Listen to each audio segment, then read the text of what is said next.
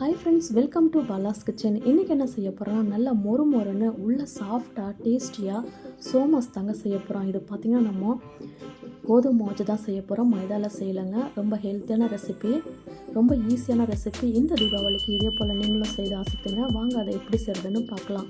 First ஒரு பாத்திரம் எடுத்துக்கோங்க. ஒரு கப் அளவுக்கு கோதுமை மாவு சேர்த்துக்கோங்க. லைட்டாக உப்பு சேர்த்துக்கோங்க டேஸ்ட்டுக்கு. 2 ஸ்பூன் அளவுக்கு நெய் சேர்த்துக்கோங்க. இதை கை வச்சுட்டு லைட்டாக நல்லா பிசறி கொடுங்க. நல்லா பிசறி கொடுத்துட்டு தண்ணி தெளிச்சுட்டு இப்போ பூரி மாவு பதத்துக்கு நல்லா பிசறி எடுத்துக்கோங்க. இந்த அளவுக்கு இருக்கணும். இப்போ இதை அப்படியே மூடி வச்சுடுங்க. இப்போ ஒரு மிக்ஸி சார் எடுத்துக்கோங்க. 1/2 கப் அளவுக்கு சர்க்கரை சேர்த்துக்கோங்க. 1/2 கப் அளவுக்கு உடைச்ச கடலை சேர்த்துக்கோங்க. உடைச்ச கடலை சேர்த்துட்டு நல்லா கொரப்பாக அரைச்சி எடுத்துக்கோங்க. அப்போ தான் நல்லா வாயில் கழிப்பிடும் போது டேஸ்டியாக இருக்கும். இப்போ அரைச்சதவை ஒரு பாத்திரத்தில் சேர்த்துருங்க. இப்போ ஒரு பேன் வச்சுட்டு 2 ஸ்பூன் அளவுக்கு ஒயிட் எள்ளு சேர்த்துக்கோங்க. இது நல்லா வறுத்து விடுங்க. 1 ஸ்பூன் அளவுக்கு கசகசா சேர்த்துக்கோங்க. இதையும் சேர்த்து நல்லா வறுத்து விடுங்க. நல்லா வறுந்து வரட்டும். இது எல்லாத்தையுமே நல்லா வறுந்து வரட்டும். நல்லா வாசனை வர வரைக்கும் வறுத்து எடுத்துக்கோங்க. இப்போ வறுத்து எடுத்ததை நம்ம அரைச்சி வச்ச பொருளை விட சேர்த்துக்கோங்க. இப்போ அதே பேனில் 1 கப் அளவுக்கு தேங்காய் துருவல் சேர்த்துக்கோங்க. தேங்காய் துருவல் சேர்த்துட்டு நல்லா பொன்னிறமாக வர வரைக்கும் நல்லா வறுத்து எடுத்துக்கோங்க.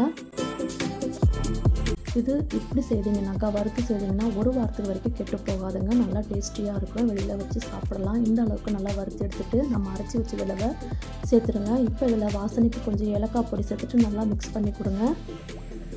இப்போ நம்ம மாவை ரெடி பண்ணி எடுத்துக்கலாம். இது ஓரமாக இருக்கட்டும். இப்போ நம்ம ரெடி பண்ணி வச்ச மாவு 2 போர்ஷனாக பிரிச்சுக்கோங்க. பிரிச்சுட்டு கொஞ்சமாக மாவு போட்டு இந்த மாதிரி நல்லா மெலிசாக தேய்ச்சி எடுத்துக்கோங்க. இந்த மாதிரி திரட்டி எடுத்துக்கோங்க. இப்போ இது போல் உங்கள் வீட்டில் டிஃபன் பாக்ஸ் இருந்தால் எடுத்துக்கோங்க. டிஃபன் பாக்ஸ் எடுத்துகிட்டு இப்போ ரவுண்ட் ஷேப்காக கட் பண்ணி எடுத்துக்கோங்க. எல்லாத்தையுமே கட் பண்ணி எடுத்துக்கலாம். இது போல் எல்லாத்தையுமே கட் பண்ணி எடுத்துக்கோங்க. இப்போ நம்ம ஓரத்தில் இருக்கிற மாவெல்லாம் ரிமூவ் பண்ணிக்கலாம். கை வச்சுட்டு இந்த போல் ரிமூவ் பண்ணிக்கோங்க. இப்போ எல்லாத்துலேயுமே தண்ணி வச்சுட்டு நல்லா இது மாதிரி பண்ணி விட்டுடுங்க. அப்போ தான் நல்லா ஒட்டிக்கும். இப்போ நம்ம ரெடி பண்ணி வச்சதை ஸ்டஃபிங்கை உள்ளே வச்சிடலாம். இப்போ எடுத்து அப்படியே ஸ்டீம் பண்ணிவிடுங்க. கையால் நல்லா ப்ரெஸ் பண்ணி விடுங்க. இந்த மாதிரி முள்ளு ஸ்பூன் இருந்தால் எடுத்துக்கோங்க. எடுத்துகிட்டு நல்லா இந்த ஷேப்புக்கு அழகாக இந்த மாதிரி லைட்டாக ப்ரெஸ் பண்ணி கொடுங்க. இந்த மாதிரி ஸ்பூன் வச்சு நல்லா ப்ரெஸ் பண்ணிங்கன்னா உங்களுக்கு பார்க்குறதுக்கு அழகாக இருக்கும். மோல்டில் செஞ்ச மாதிரியே இருக்குங்க. இது கையால் செஞ்சுன்னு நம்பவே மாட்டாங்க. பார்க்குறதுக்கு அவ்வளோ அழகாக இருக்கும். இதே போலவே நம்ம செய்து எடுத்துக்கலாம். நான் மோல்டில் எப்படி செய்கிறதுன்னு கூட உங்களுக்கு செய்து காமிக்கிறேன் பாருங்கள். இப்போ நம்ம ரெடி பண்ணி வச்ச மாவை இது போக உள்ளே வச்சுக்கலாம். இப்போ நடுவில் ஸ்டஃபிங் வச்சுக்கோங்க. ஸ்டஃபிங் வச்சுட்டு அப்படி நம்ம ஃபோல்ட் பண்ணிக்கலாம். ஃபோல்ட் பண்ணி எடுத்திங்கனாக்கா உங்களுக்கு அழகான சோமாஸ் ரெடி ஆகிடும். நல்லா ப்ரெஸ் பண்ணி அமுத்தி விடுங்க. இது எடுத்து பார்த்திங்கன்னா உங்களுக்கு அழகாக வந்துடும் பாருங்கள். டிசைனோட கிடைக்கும்.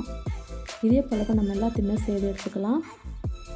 எல்லாத்தையுமே செய்து எடுத்தாச்சு. இப்போ கடாயில் எண்ணெய் வச்சுட்டு எண்ணெய் நல்லா சூடான பிறகு நம்ம ஒன்றா உள்ளே சேர்த்துக்கலாம். உங்களுக்கு எத்தனை சேர்க்க முடியுமோ அத்தனை சேர்த்துக்கோங்க. எல்லாத்தையுமே உள்ளே சேர்த்துக்கோங்க. இப்போ இதை 2 பக்கமும் திருப்பி விட்டு நல்லா மீடியம் ஃப்ளேமில் வச்சு நல்லா வேக வச்சு எடுத்துக்கோங்க. ஃபுல்லாக வச்சிட்டிங்கன்னா சீக்கிரமாக வெந்துடும். உள்ளே வேகாத வந்துடுங்க. இப்போ மீடியம் ஃப்ளேமில் திருப்பி விட்டு நல்லா வேக வச்சுக்கலாம். 2 பக்கமும் நல்லா செவந்து வரணும். அந்த அளவுக்கு நல்லா வேக வச்சு எடுத்துக்கோங்க. பாருங்கள், நல்லா செவந்து வந்துருச்சு. நல்லா உப்பி வந்துருக்கு பாருங்கள். இப்போ இதே போலவே நம்ம எல்லாத்தையுமே செய்து எடுத்துக்கலாம். இப்போ ஒரு பிளேட்டில் மாற்றி வச்சுருங்க. அவ்வளோதாங்க, நல்லா டேஸ்டியான ஹெல்த்தியான சோமாஸ் ரெடி பண்ணியாச்சு. நல்லா மொறுமொறுன்னு இருக்கும். இது பார்த்திங்கன்னா ரொம்ப டேஸ்டியாக கெட்டு போகாதுங்க. 1 வாரத்துக்கு கூட ரொம்ப ஹெல்த்தியான ரெசிபி. மைதா வச்சு செய்யாமல் இந்த மாதிரி கோதுமை மாவு வச்சு ட்ரை பண்ணி பாருங்கள் ஒரு தடவை.